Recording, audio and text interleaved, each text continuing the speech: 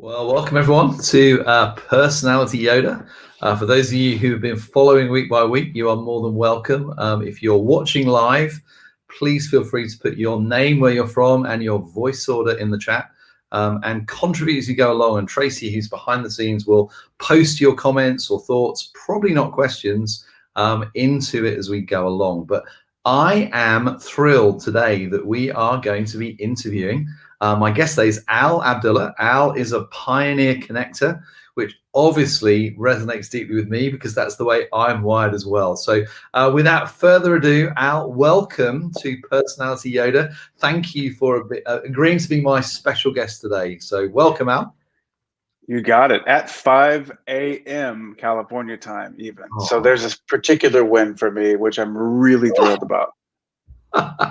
Oh, well, forgive me. The good news is it's only 1 o'clock here in London, so I'm fine. But over and above, Al, and like most pioneer connectors, any form of sacrificial service needs to be at least visible, noted, and received due credit for. So just so for those of you who are listening, if I'm particularly slightly more cruel to Al as a pioneer connector, it's only because he actually really enjoys it and will be fine. So don't, any of you nurturers out there, don't worry that I'm being cruel. This is actually Pioneer Connectors having fun together, where you guys are going to get to watch and learn. So Al, without any more from me, tell us a little bit about you. Tell us about your background, where you grew up, what have you done, what's brought you to where we are today. Give us a couple minutes of the Al Abdulla story so that people get a sense of who you are and where you're coming from today.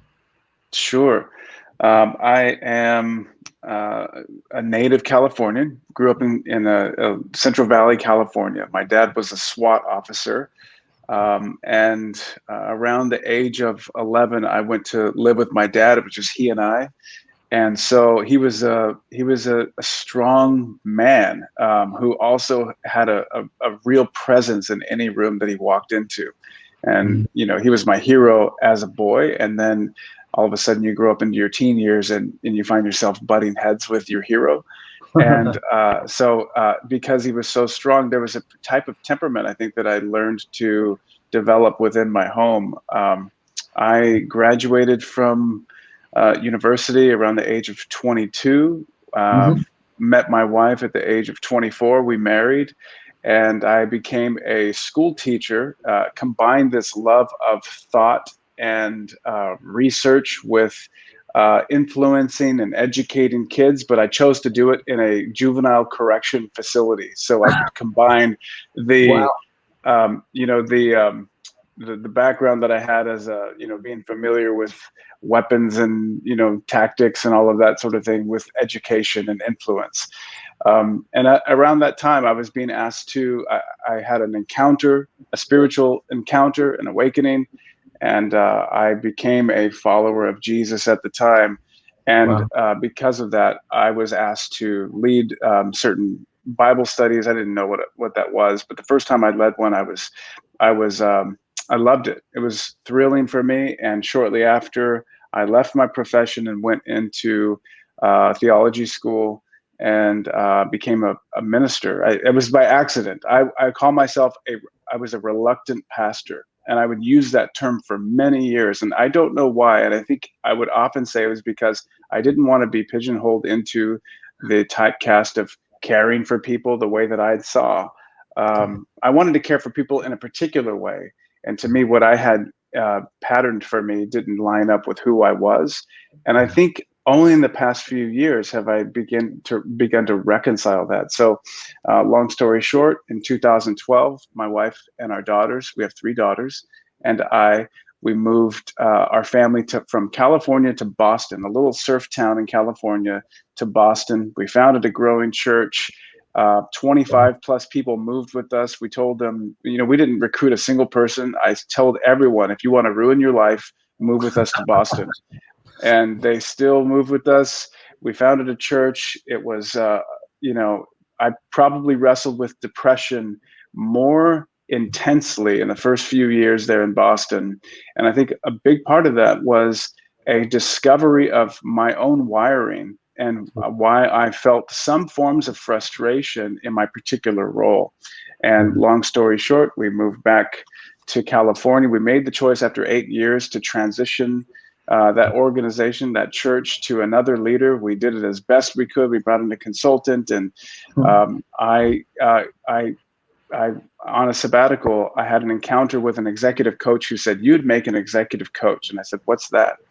I had come into a couple of friendships where pastors had taken their lives. Leaders of organizations were literally taking their lives. And at one point, my wife was reading an article about another organization leader who had taken his life, and she, with tears in her eyes, knew sort of the journey that we had gone through with depression. And she said, "You have to help these people." And I said, "I know." And that began the journey that has led me to Giant, back to California, now developing a business. It's a wild ride, but I wouldn't change it. Al, that's amazing. Thank you for sharing. The lovely thing about Pioneer Connectors are, if you ask them good questions, they will usually share whatever they feel. And I love that. That's so profound. I mean, in ways that I won't use the boomerang effect and talk about me. There are certainly significant similarities in stories, from school teachers to pastors to consultants. And much of it, I think, revolves around a tool we talk about in Giant called 70-30, which is how do you spend your life spending 70% of your time doing the things that you are by nature naturally gifted for. And when you live, I mean, I call it Cockrams Law, on the grounds that if Pareto can have one, why can't I? That if you live outside 70-30 for an extended period of time, it doesn't matter how committed or disciplined or Navy SEAL you are, you eventually run out of grace for what it is you're doing. And as we'll talk in a moment, I mean, I think it's the way that Pioneer Connectors care is different from the way others do. So if you think about it, nurture is our fifth voice by nature. So when we care, we usually care through the lens of the pioneer. So what that means is we're brilliant at helping people make strategic breakthroughs in the moment that change their life. And for that small amount of time that we're focused on them, they think we're the most caring person in the whole world. But of course, we can't sustain that level of engagement and attention long term, which is why a lot of pastors wired like you often end up doing like what we're doing now, because it's like, you mean I can make strategic breakthroughs with people and I don't have to deal with all the ongoing messy bits of people's lives? So, we'll come back to that in a minute, Albert. So that's really helpful. Then tell me a little bit then, probably as a segue, how has knowing your voice order and coming through that process, how has that helped you understand, I guess, who you are, and where have been the biggest kind of like aha moments for you in relation to your self-awareness, knowing what it's like to be on the other side of you through the voices and maybe some of the other Giant lenses or tools that have been helpful for you? Tell us a little bit about your own journey into, I guess, revelation in that process. Yeah, it's been powerful for me, primarily from a mindset standpoint.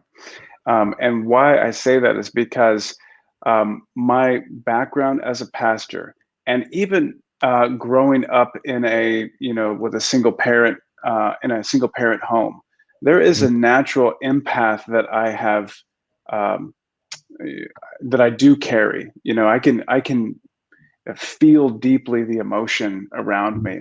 And so to some degree, I felt, wow, there's a natural wiring, maybe as a connector or maybe as a nurturer, but I don't play well in those spaces. I can feel the emotion, but I want to quickly move on.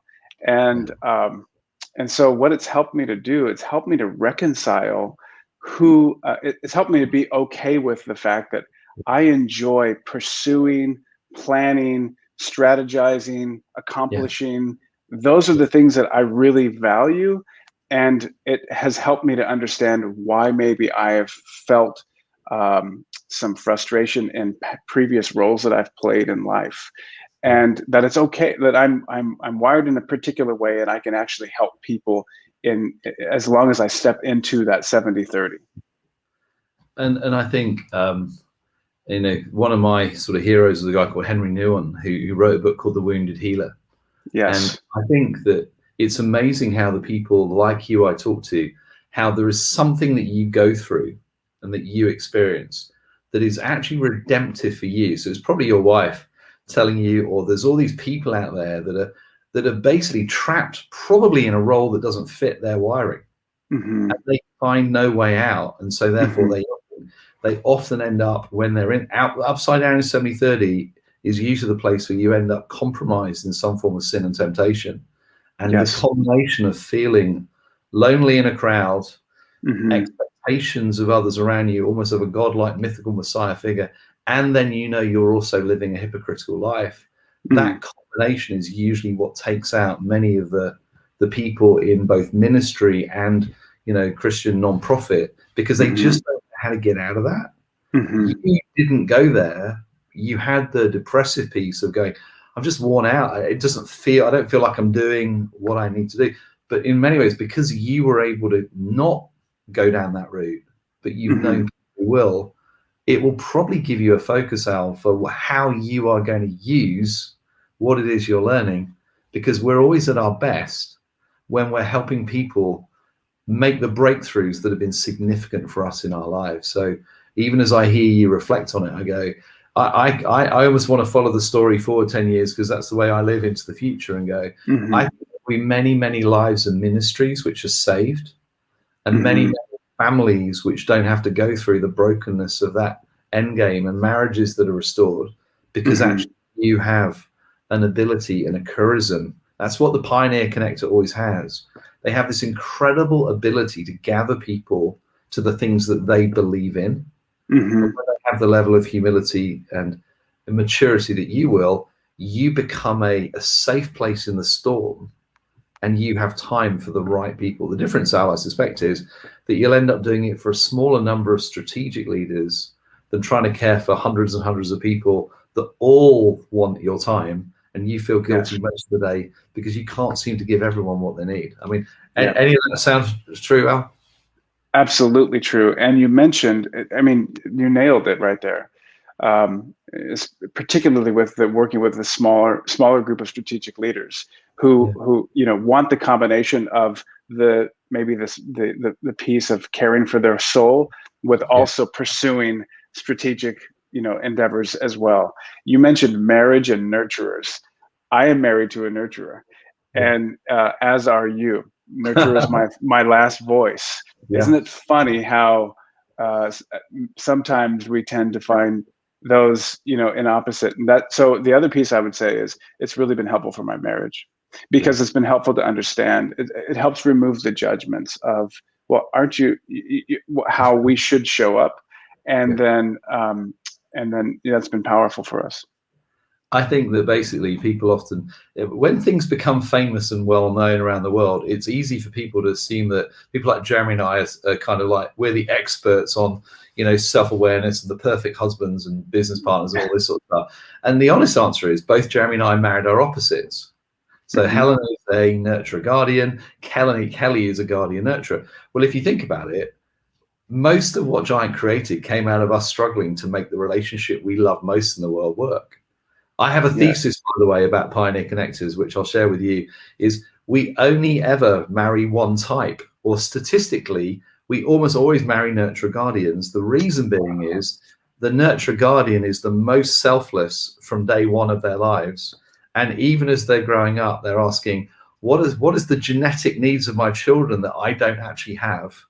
And they look at us and think, oh my goodness, do I have to, Lord? And they go, but it's for the good of my children that I will marry this person. I will make the ultimate self-sacrifice so they have the genetic things they need. And so it's amazing how many of our type end up marrying people who are completely opposite to us, because in some ways they are being selfless at a time when, let's just say, if you're anything like me, I was not the most emotionally intelligent or self-aware 30-year-old or even 22-year-old when I finally got married to Helen. So we can have our own therapy class. I think we can compare notes. But just to go back to I love what you're describing is in your 70-30. It was what you were made for, because you use all the other voices. So you'll be an amazing teacher. You will be able to do the guardian detail, but you'll only be able to do it when you believe it's for something that you are strategically committed to. And knowing that and giving yourself, sometimes it's grace, of just giving yourself permission to go, oh, you made me this way, and therefore my superpower, when complemented by others, I get to bring my best to the table every day, rather than I feel like I'm in a role which kind of ought to fit, but often chafes or chafes. And you know, I often say, I love when you put reluctant pastor. I said I was an awful pastor because I just couldn't care that long for that amount of time. You know, it was like there's only so amount of cups of tea and biscuits you can sit listening to people dying that you, before you go, Lord, I'm a horrible person. I really should be much more empathetic and caring. But you know, if I have to drink another cup of tea and listen to somebody else tell me about their life in the war, I'm really gonna do some nasty. And you kind of feel this huge sense of guilt because really not what pastors are supposed to think, are they really? Right. And I would often think, how can I pastor if I don't have time to whiteboard and sit and plan and strategize? How can I properly pastor? Well, let's just confirm, Al, that Pioneer Connector definitely is your nature. But the interesting thing is the role would have forced you probably to elevate the connector, because nurture is your fifth voice. So everyone knows everyone knows that's a struggle.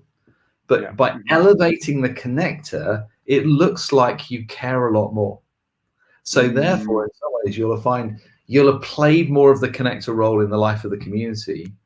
And in many ways, at times, you may even have tested as a connector, because an assessment is only really measuring what you think should be right now.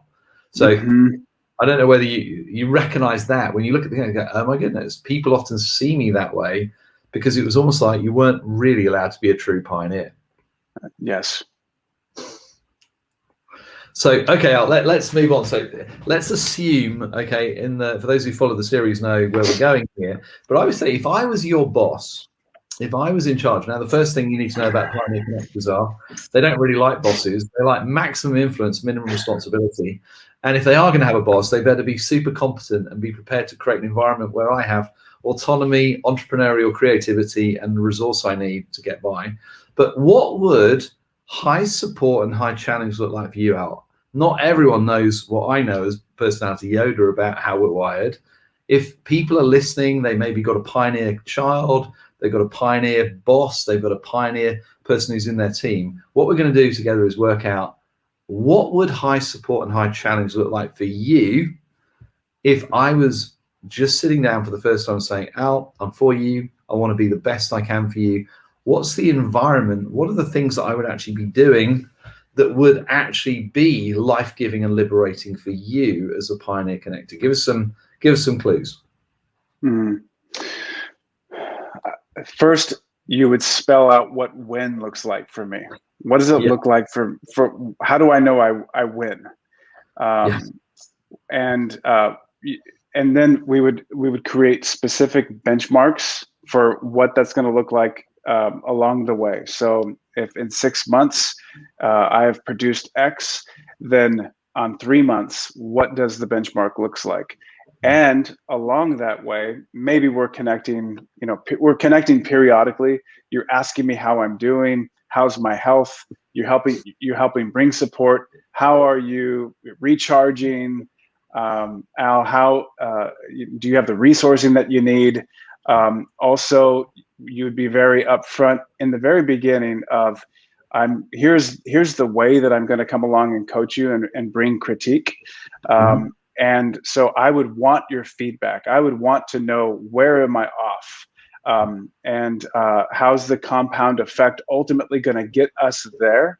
But you probably wouldn't get in my way too much as it relates to, you wouldn't micromanage me. And so that's, in a nutshell, I think that could potentially work. I love it. So if I reflect back to you, what I'm hearing you say is, the first one is define what winning looks like. Because in the end, what most Pioneer Connectors want to know is, how do I win? And more importantly, what's my reward if we win? So the thing to understand with the Pioneer Connector is, they are happy to take on any project you give them, as long as the win is quantified and the reward is quantified, because they're happy if they fail. They'd rather fail while daring greatly than be counted among the cold, timid souls that know neither victory nor defeat. So most of them have that kind of, Teddy Roosevelt quote on their Yes. wall. I want to be in the arena, the sweat, the dust, the tears. There's no project you can give a Pioneer Connector which is actually too difficult for them. In fact, they prefer you to give them things that other people have struggled to do, ideally never been done before. And what they want is to go, if I fail, I will happily take the rap, But if I win, then I want to make sure I share in the winnings, and I want to know, that I'm going to be publicly acknowledged, financially compensated, and more importantly, given even greater responsibility and autonomy in my future tasks that I deliver for you, Steve. I just felt joy in my belly as you said that, Steve. So then you see, and this is so different. This is why I go to people is, if you lead people the way you'd like to be led, you'll only get it right when you meet someone by accident who's wired like you are. So if I was your boss, Al, without any self-awareness, you'd be like, Steve is awesome. However, there's also a strong desire for control. So the idea of going, so the most important thing is Pioneer Connectors want to know, give me the resources I need to make it happen, and give me the authority that matches the responsibility. Don't micromanage me. Don't make it difficult for me to get what I need. And ultimately, rather than come in and be my boss, be my partner. What do I need? How can I brainstorm? What ideas, what resources are we missing? How are you doing? And give me the chance, if I'm you, to give me the updates on progress, what's needed, what's not, but actually to trust me and to basically keep asking how I'm doing. I'm here when you need me. What resources do you need? And ultimately to celebrate my belief in you, that go, nobody else, there's very few people in this world who I believe could pull this off, Al. If anyone's going to do it, it's you. I'm behind you. I'm with you. I'm for you. I'm cheering for you. Whatever I have is available to you, and I'm in. That's Yep, I'll run through a wall for that, Steve. There you go. Now, some of you are busy taking notes, going like, oh my goodness, if I could motivate people like that would run through walls. Because the thing with the Pioneer Connector is, you don't have to tell them to stop working once they're working for a cause or a purpose that is worth giving their life for. If I give you some crappy little projects, can you work on that and that spreadsheet and get that done? It's almost like, oh, it's not big enough. I would rather be, Tom Cruise's, Top Gun. It probably dates me. I'd be rather flying Mach 3 with my hair on fire, all in, everything on the field, all those things. Or I'd rather not bother. Is literally and the thing people miss with Pioneer Connectors sometimes, and you must have found this interesting in the ministry world, is it's not that money drives us, but what we get paid and the rewards we get tell us how people value our competency. It's really hard to communicate that to someone who goes, well, hang on, if you're a pastor, money should be an impurity in your life. Because every pioneer I know has bigger projects and dreams than the resources they currently have available. And in the end, the resources are never for them, but every Pioneer Connector I know needs resources because, in your old language, money is the muscle of mission. You can't get done without a certain number of resources. You'll always gather people because that's who you are, but you have to gather financial and other talent resources to make it possible. So, wow, man, that was. Should we partner together? I'm 100% in, Steve. Let's do this now. You got to come to, I forgot where the Dagobah system to do your initial training, by the way, Al. I'm there. Sounds like a blast. So maybe a nice lead into that one, Al, is to go, I always ask guests, I go, if we were going to partner together on something where money would not be the issue, I would bring whatever financial resources, the global network reach of Giant. And as long as I've got Jeremy included in that, we're good, because Jeremy knows everyone in the world. The whole of the Giant ecosystem is basically going to cheer and support this project that we're involved in together. What is it that you would most love to do with the life that you have left if we remove the standard inhibitions, prohibitions, and we were going to work at it together? Any thoughts? Yeah, I think it would be in the combination between action, helping people take real action with who they are and the resourcing that they've been given, their natural and maybe supernatural abilities, coupled with awareness. If I could intersect those two, helping people like take ground in their life and in their business and in their in the field of play that matters most, it'd be in the construct between action and awareness. Interesting. So in some ways it's a what is it, a coaching ecosystem? Is it a consulting ecosystem? Is it you? Do we have lots of people doing it around the world? Talk to me a little bit more, because I can hear you doing that as an individual, but it would be unusual for a Pioneer Connector not to want to change the whole world, let alone Mars, Venus, and eventually. No, this has actually been the very root of a source of struggle for me as I'm developing a business, a consulting business. I don't want it to be connected to me because I want to scale it. So I'm just starting, but I'm thinking, how do I get to scale? And so whatever we started, it would have to be something that we're empowering and equipping many people, changing their lives to change the lives of others. Yeah. And the reason why I like that is because if you think of it, I've said to you before, and I half joke about it, the Pioneer Connector usually wants maximum influence, but minimum long-term responsibility. Mm-hmm. So the joy of being influential in people's worlds and helping them achieve amazing things is actually more exciting to the Pioneer Connector usually than how big is the organization I build. Yes. So, I mean, you and I probably do need a chat offline about this, Al, because effectively that's what I do every day. It's like, because I look at it and I always say to people is to go that actually I'm an average organizational leader. I'm really not that good at it. I'm not consistent enough. I watch Bronson and Mike lead Giant at the moment. They're incredible. I mean, it's like a metronomic military machine. I love them for it. But it really isn't me. And once you know what your superpower is, it's so much more liberating to go. But you being an agent of being able to come alongside strategic leaders who are doing things that you believe in. And what I often say is I love to help people win. I choose who wins, and I bring my superpowers and everything I have alongside them to help them make the breakthrough. So at the moment, I'm working with an amazing company called Chargify and a CEO called Dan Bladen. I've been working with them and the team for 2 years.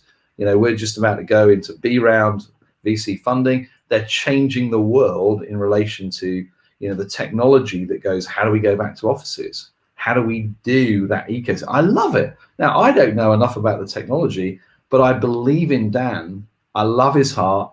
I'm helping him win. He's a creative connector.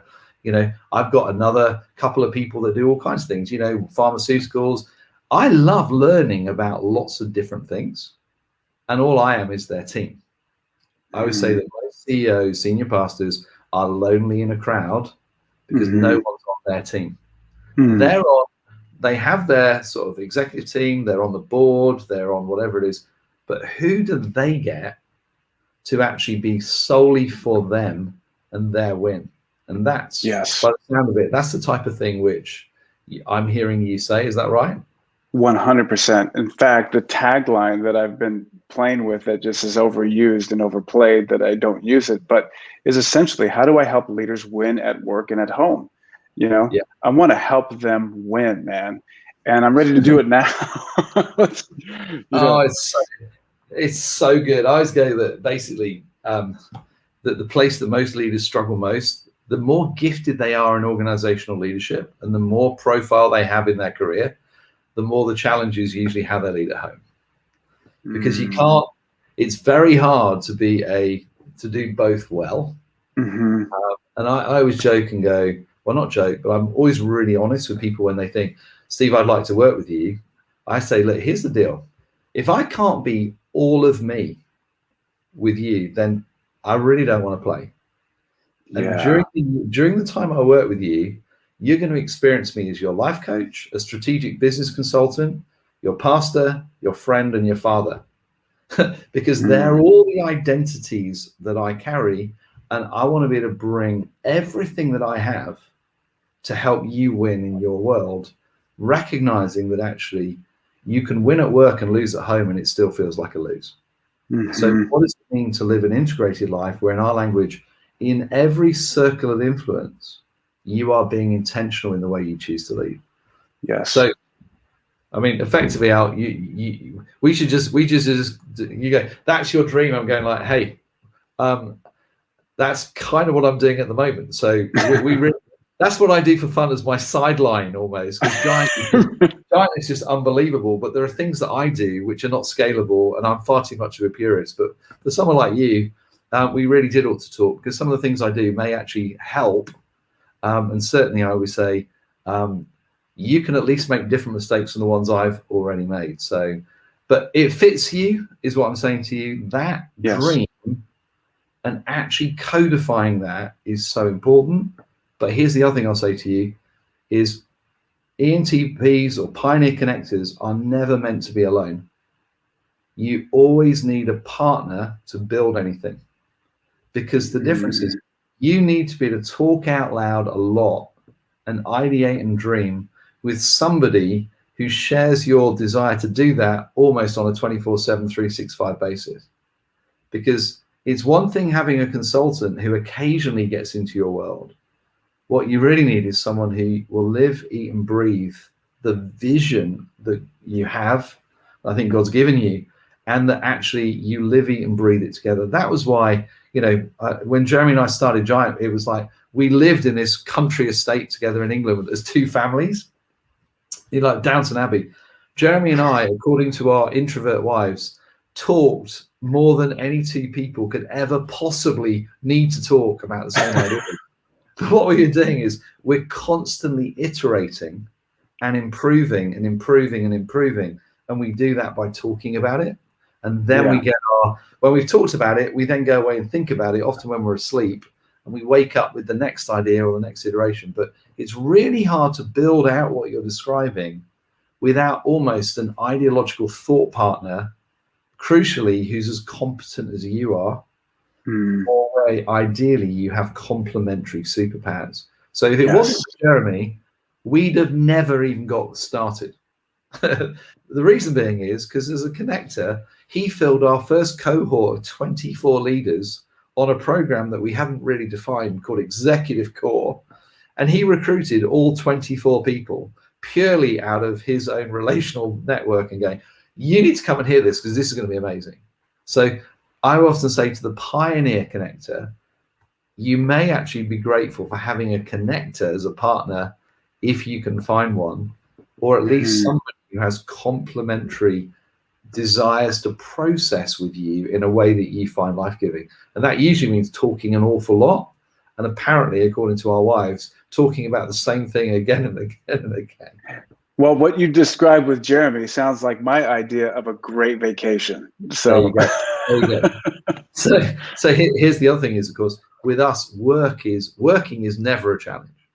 Right. Our brains are always trying to achieve the vision. The thing I often say to pioneer connectors are the most important skill set you'll ever learn. And this came out of Gears, by the way. The book we wrote together, Jeremy and I, was to go, learning how to do second gear will always be the challenge of our lives. So how do we be physically, emotionally, and intellectually present with those we love most, where we aren't trying to either fix them as consultants or brainstorm with them on our business ideas? I can't tell you how difficult I find that, because what I really do is I do fourth gear and second gear together most of the time, because people love my, superpowers. I'm always helping them achieve their breakthroughs. I'm always being a coach consultant, and I dress that up as second gear, and it's not really. It's fourth gear dressed up as second gear. Right. Not being, and that will work with you and I, because that's like crack cocaine. Whereas when we're doing it with our nurturer wives or our friends who are different, the reality is we have to learn how to do that one well, because Yes. it's never work that will be our challenge, Al. It's actually doing depth connection with the people we love most, who aren't interested in what we're trying to achieve every day, particularly kids. Thoughts? Well, I have two. One, it first, you're sprinkling magic, because what you're saying, I'm 100% picking up on. And I think that this kind of breakthrough, now, at 44, I'm incredibly grateful for, but I can only imagine how much help it would have been for me as an organizational leader 5-10 years ago. Yes. And that's what I want to be for other people. Second, it brings clarity to the fact that I've had friends in my life who have said, wait, what do you mean you're frustrated as a pastor? Everywhere we go, you're talking to people, asking them questions. You love people. And for me, it's like, yeah, I love people, but I want to know what makes them tick. I want to know how they're going to get to where they want to go. And then after that, I have no need to be needed. Yes. Yeah. Yeah. I mean, I think we could probably carry this on for a long time, Al. So I go, here's what I would say is to go, I love what you're going after at an intellectual and a heart level right now is what you were made for. The motivation to do it is really clear, because actually there is a why piece of you've seen the pain and you have walked with people who've been through the loss of people who were not able to effectively reconcile the internal disconnection of basically being in the wrong seat on the bus because they weren't living their 70-30, that actually not enjoying that, but feeling guilty that they weren't under the expectations of others. And usually then in that place of, weakness, getting caught in something that they then didn't know how to get out of. And for me, that's I play a game called Screw Tape, Uncle Screw Tape, if you read C.S. Lewis. And in some ways, when I learned all the Jedi mind trick stuff about wiring and personality and why people behave the way they do, the primary place it worked, first of all, was helping people deal with how the enemy would take them out. Actually, that's where all of this actually started. I kept watching patterns of behavior in particular leaders, and some would have an affair with the youth worker, some would basically fall to pornography and prostitution. I've kept looking, and forgive me, it was mostly males this time. It was like going, there has to be a pattern of why this is happening. Yes. And that was the ability to be able to codify it and name it effectively robbed it of its power in a lot of people's lives, because I go, based on how you're wired, I can tell you the questions you need to be asked often by your accountability partner. Because in the end, the pioneer connector is the gambler.